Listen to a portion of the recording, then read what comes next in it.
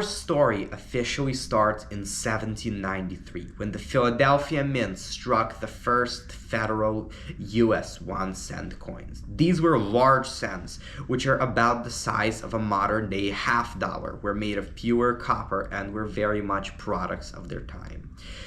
These coins went through several distinct design types, and serious early copper collectors treat each almost like its own series. The first was the chain cent that was minted in 1793 and was the very first federal cent, showing liberty with flowing hair on the obverse and a simple chain of 15 links on the reverse, one for each US state. Conceptually nice, politically disastrous.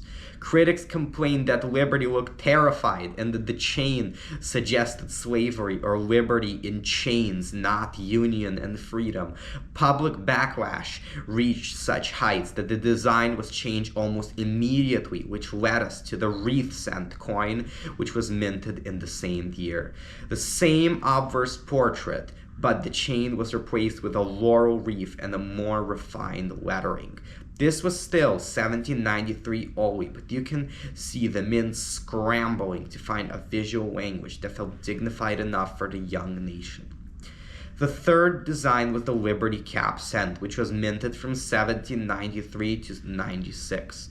This Liberty penny contained the Phrygian cap, the same Liberty cap associated with classical freedom and the French Revolution.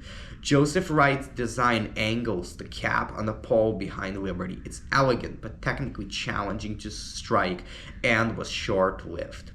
The fourth penny in the series was the Draped bust cent, which mintage started in 1796 and ended in 1807. Here we get a more formal classical portrait of Liberty with draped bust and flowing hair. This design ties into the broader draped bust look across early American silver and copper, giving this coinage some much needed consistency given the issues the mint experienced previously.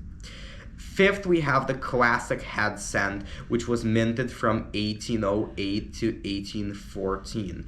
This softer, almost neoclassical Liberty with a fillet in her hair, ironically named the classic head. These coins were made from somewhat improper copper, and they often corrode or darken unattractively. One reason that they can be very challenging to find with good surfaces today, with a smooth, shiny copper surface rather than a roughly pitted browning tone.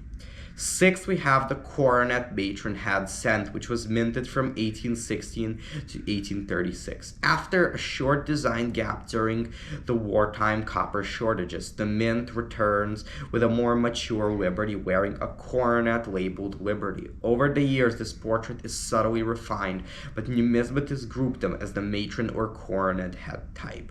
The braided hair cent comes in here seventh and was minted from 1839 to 1857.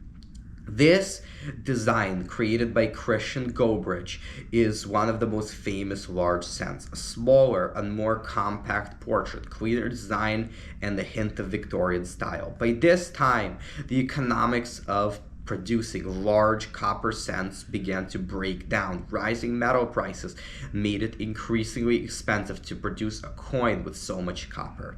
By 1857, the large cent was dead. The mint needed something smaller, cheaper, and more practical, and that leads us to the first small cents.